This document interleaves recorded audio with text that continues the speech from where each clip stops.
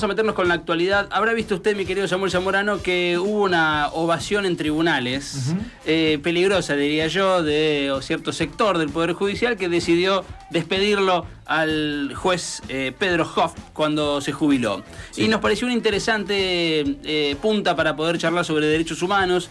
Y en esta ciudad tan olvidadiza, me parece una buena oportunidad para saber de quién se trata, de este juez que ha sido despedido por un sector, por supuesto no es la totalidad del Poder Judicial desde ya, pero que ha sido despedido con aplauso, con ovación al jubilarse. Para hablar sobre esto tenemos en línea al doctor César Cibo, un amigo de la casa, que es presidente de la Asociación de Abogados, Jueces y Fiscales de Derechos Humanos de América Latina y el Caribe. César, buenas tardes. Valentín Belsa y Samuel Zamorano te saludan.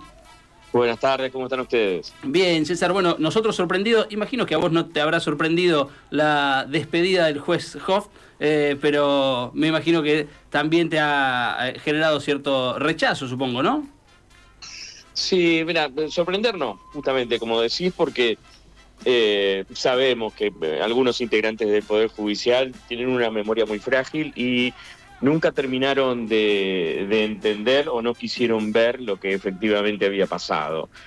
Tanto es así que cuando se plantó la baldosa, se puso la baldosa en conmemoración por la Noche de las Corbatas en la puerta del edificio de tribunales, el acto que se iba a hacer adentro hubo que hacerlo afuera porque los jueces de la Cámara, un sector, no todos los jueces de la Cámara, dijeron que no podíamos hacer eso ahí adentro, y era un ejercicio de memoria, ¿no? O sea, ahora si miramos lo que pasó ayer en Buenos Aires con la denuncia contra Catalano, indudablemente van en la misma línea, ¿no? Es decir, esto, una intervención con una baldosa que es una memoria presente cada día, le significó a algunos jueces cierta urticaria porque ellos entendían que era indirectamente un ataque a Hoff. Y de hecho Hoff fue el que pataleó y por eso no se pudo hacer.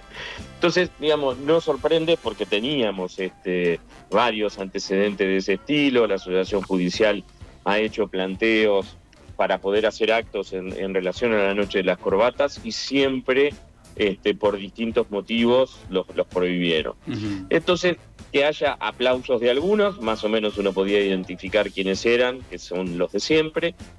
No, digamos, no sorprende, pero sí, por supuesto, que siempre preocupa porque si aún en la versión más favorable, que fue la del sobreseimiento, no dejaba de ser un sobreseimiento por hacer lo más indigno de un juez, que es ser un cobarde. Y el sobreseimiento que le dictaron cuando lo hace el juez Baba, ese sobreseimiento dice que los hechos ocurrieron, porque Hoff se ha cansado de atacar a los abogados, particularmente a todos los abogados que hemos sido querellantes o a los fiscales, nos ha denunciado, pero esto lo hacen, digamos, todos los que han participado en crímenes de Estado en todas partes del mundo, es decir, atacar particularmente a los abogados y a los fiscales, porque con las víctimas saben que siempre quedan incómodos, y entonces atacan a los que somos los voceros de las víctimas. Claro. Y en estas cuestiones, cuando lo terminan sobreseyendo, el sobreseimiento dice, los hechos ocurrieron, insisto, a diferencia de lo que decía Hoff, que los hechos no ocurrieron, son todas mentiras de estos abogados, los hechos ocurrieron, pero el juez tenía capacidad jurídica disminuida. ¿Sí? Este fue el argumento. Y la capacidad jurídica disminuida era el mismo argumento que dieron los jueces en el juicio a la justicia. El juicio a la justicia que se hizo en Nuremberg. Si uno recuerda, hay una vieja película, una muy vieja película, estupenda, en el que el juez del Tribunal Internacional es Spencer Tracy. En esa película, le digo, viejísima, blanco y negro, pero exquisita, en esa película justamente se habla de esto, de los jueces. Y los jueces argumentan, algunos de los que enjuiciaron, fue uno de los 12 juicios derivados del Nuremberg principal. Los jueces argumentaban, nosotros teníamos una capacidad jurídica disminuida, ahora lo único que podíamos hacer, esa era la ley, no podíamos hacer otra cosa. Y los condenaron, por supuesto, porque no había una excusa, y además los jueces, que es lo que marca, y por eso se los enjuició, los jueces eran la última esperanza que tenían los ciudadanos que estaban siendo perseguidos. Y estamos hablando no solo de los judíos, estamos hablando de los gitanos, los homosexuales, los comunistas, etcétera, todos los que eran perseguidos. En lo previo a lo que fue el nazismo, ¿no? Del 33 en adelante, cuando empiezan a hacerse todas estas leyes, cuando se construyen los primeros campos de concentración, los jueces avalaron los campos de concentración, los jueces de la Alemania nazi. Y entonces no se podía sostener que tenés capacidad jurídica disminuida porque siempre tenés la posibilidad de irte, que es la dignidad completa. Vos podés tener la capacidad jurídica disminuida si vamos a creerle, ¿no? Pero si la tenés, lo que tenés que tener es la dignidad completa. Y si no la tuviste, en algún momento te tenés que ir. O sea, ¿cómo vas a salir aplaudido? Tenés que salir repudiado. Claro. Porque fuiste un cobarde que hiciste lo más lo peor que se puede hacer dentro de la magistratura, que es legitimar un golpe de Estado. Exacto. Nosotros sabemos que además participó en crímenes de Estado. Pero acá, los que se quedaron, los que miraron para otro lado, legitimaron la dictadura. ¿Por qué? Porque el Poder Judicial seguía funcionando y entonces decía la Constitución solo tiene el estatuto para el proceso de reorganización nacional por sobre la Constitución, pero dice que los poderes siguen funcionando, hay una comisión de asesoramiento legislativo, etcétera, pero el Poder Judicial sigue funcionando. Claro. Y entonces esos jueces no pueden decir, tuviste la posibilidad de irte, porque tu capacidad general la tenías, tu capacidad jurídica, tu capacidad de decisión. Entonces, digo, hasta tomando la versión más buena de Hoff, ¿no? Tomando esta que le quiere dar la justicia para ayudarlo, no deja de ser absolutamente indigno. ¿Cómo vas a aplaudir a alguien que dejó de hacer, teóricamente, por cobarde? Que legitimó por cobarde, por no poder hacer otra cosa. Pero digo, por eso esta es la versión judicial en un proceso penal que dice el juez no podía hacer otra cosa, los hechos ocurrieron. ¿Por qué dicen eso? Porque no hay forma de tapar el sol con las manos, porque los hechos ocurrieron. No hay forma de decir que un habeas corpus en la que tenía toda la información Hoff hizo de menos. No hay forma de decir, no hay forma de tapar de ninguna manera que Hoff tenía información sobre personas desaparecidas y se las ocultó a los familiares. Mancini, por ejemplo. Mancini secuestrado en la base naval. Hoff pide información, le presentan un habeas corpus, el padre de Mancini en el juzgado de Hoff. Pide informes y la base naval dice lo tenemos, porque había una prueba abrumadora de que a Mancini lo habían llevado a la base naval, al Faro en concreto. Claro. Y entonces, como estaba esa información dando vuelta, ¿sí?, no había forma de que la base naval, que tenía a un abogado, Bouchot, que se encargaba de mirar los habeas corpus en cada lugar, tenía la información de que las víctimas, los familiares de esa víctima en particular, sabían dónde estaba. Entonces no lo podían ocultar. Y le informan a Hoff. Y Hoff no dice nada y oculta esa información y rechaza el habeas corpus. El padre de Mancini se murió de pena. Y ese día a Mancini lo llevaron al velatorio del padre. Pero ese padre se murió sin saber dónde estaba su hijo. Y eso fue responsabilidad de ese juez, que tenía la información del habeas corpus, está arriba de la mesa, existe. O sea, por más que nos ataque a los abogados y a los fiscales, eso es información, eso es prueba documental, así de clara. Entonces, como eso no se puede tapar de ninguna manera, lo que terminaron diciendo es que fue un cobarde, no pudo hacer otra cosa. Sí pudo hacer otra cosa, decirle al padre de Mancini que estaba, pero ¿cuál era el tema? Que ahí estaba reconociendo que sabía dónde existía un centro clandestino de detención o un gran campo de concentración, como era todo lo que estaba bajo la Armada, con 5 centros clandestinos de detención bajo su órbita en Mar del Plata, ¿sí? Y entonces tenía que actuar. Por eso rechaza el habeas corpus a pesar de tener la información. Con Candeloro pasa lo mismo. También lo rechaza el habeas corpus y tenía la información de que Candeloro había sido muerto en manos del ejército, pero Candeloro había sido secuestrado con su mujer. Si él informaba eso a la familia, automáticamente tenía que ir a buscar a la mujer y liberarla. No la fue a buscar, fue decisión de él no ir a buscarla. Y él tenía la información porque está agregado en el habeas corpus eso. Si queremos seguir sumando, tenemos el secuestro de Alais y Ricci. El Colegio de Abogados va a hablar por Risi en concreto, no habla por Alais, va a hablar por Risi. Los habían secuestrado juntos en el mismo estudio jurídico. Hoff va a buscar a Risi, lo liberan a Risi y Alais sigue desaparecido el día de hoy. ¿Con qué se tapa eso? Claro. No hay forma de tapar, porque esa información está. El que era presidente del Colegio de Abogados, Rodolfo Díaz, lo dijo con toda claridad. Hoff me dijo, yo me encargo, pero me encargo de Risi porque el otro es un marxista. Y fue a buscar a Risi nada más. Y Alais sigue desaparecido. Por eso su hija sigue reclamando y dice con fueros o sin fueros, Hoff es culpable. Exacto. Porque la documentación está, los hechos existen. ¿Cómo tapas eso? ¿No? Y así puedo seguir sumando con cada uno de ellos, Fresneda y Bossi, y así. César, en su momento, bueno, pasaba algo similar, si se quiere, con el periodismo, tal vez con la línea que algunos medios tomaban en ese momento durante la dictadura, que sin apriete mediante, más papistas que el Papa se envalentonaban, porque obviamente pensaban como lo que estaba orquestando la dictadura e iban en esa línea editorial. Algunos periodistas también actuaban de esa manera. En el Poder Judicial, ¿cuán habitual era esto? ¿Cuán habitual, aparte de lo de Hoff, cuán habitual era esto? Y uno, vamos a contextualizar, lo hacíamos hace un tiempo hablando de la época de la CNU y también ahora en este contexto.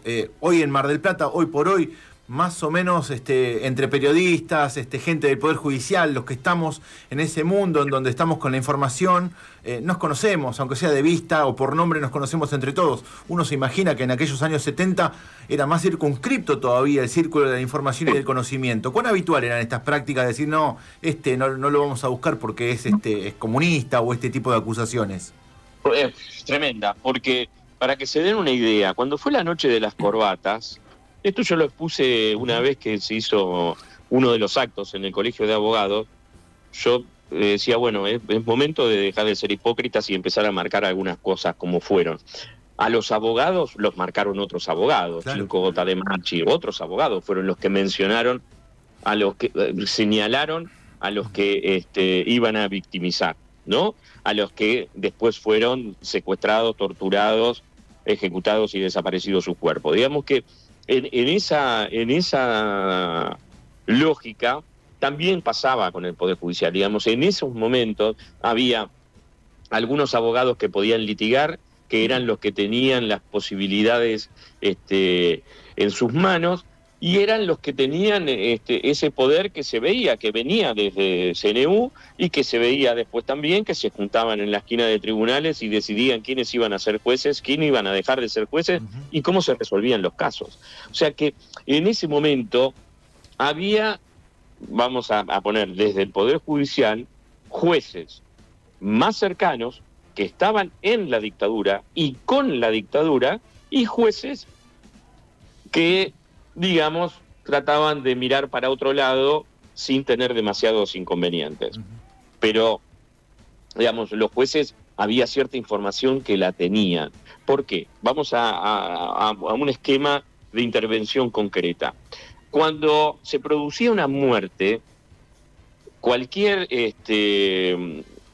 muerte que se encontrara una persona en la vía pública, la primera intervención era de los jueces de provincia, no era justicia federal, primero claro. Jueces de provincia. Y los jueces de provincia, en función de la información que recibían, podían excusarse y mandarlo a la justicia federal o se quedaban los procesos ellos, ¿sí?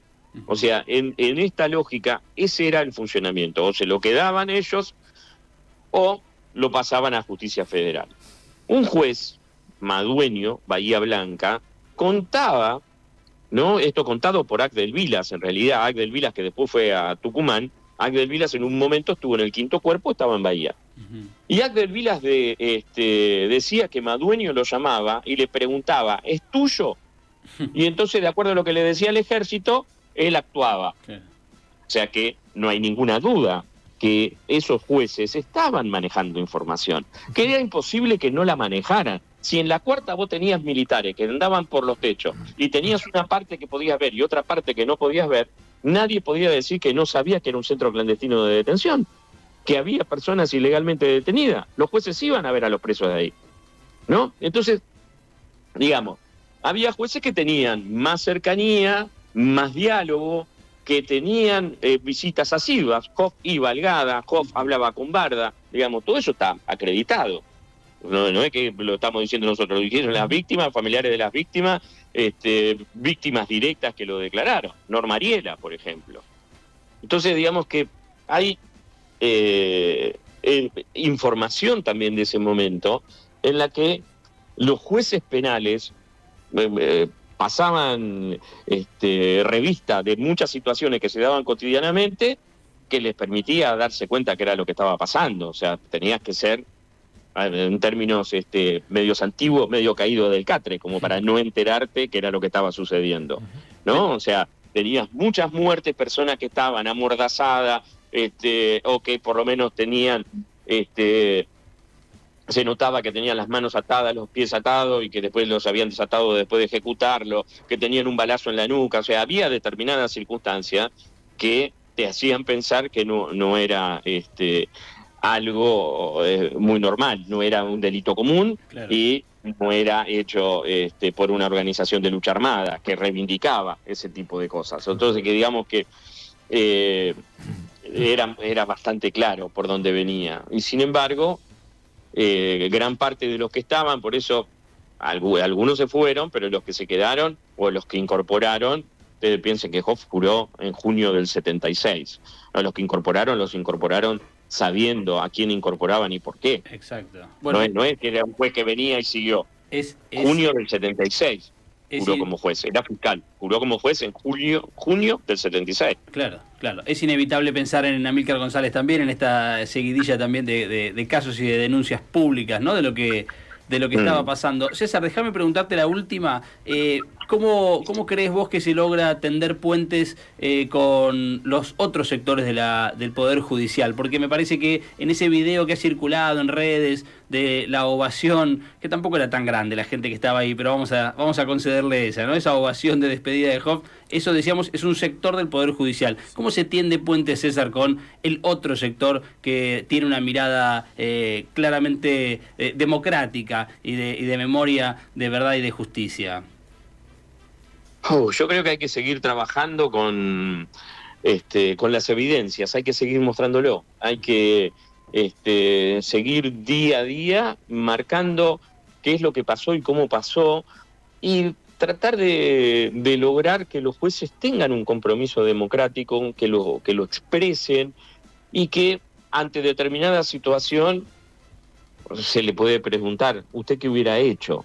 ¿No? Entonces va a decir, ponerle la documentación esta que les mencionaba, de esos habeas corpus que están en todos los expedientes, en este expediente, que insisto, por eso los jueces dicen, los hechos existieron, pero el juez no tenía otra posibilidad de hacer, ¿no? Como si fuera un estado de necesidad, claro, que es culpante. Lo exculpan por estado de necesidad, no podía hacer otra cosa, pobre hombre, ¿sí? Entonces, en función de eso, me parece que es para dar un debate permanente con el Poder Judicial. Es decir, tiene que haber un compromiso democrático siempre y tiene que haber una memoria clara. Si nosotros no podemos permanecer impasible ante un aplauso. Es decir, está bien, fue un aplauso minoritario, pero es un aplauso que existe. Y es lo mismo que mañana reivindiquen a alguno de los asesinos que formaron parte de la dictadura o del CNU. Digamos que permanecer impasible no parece que fuera lo mejor.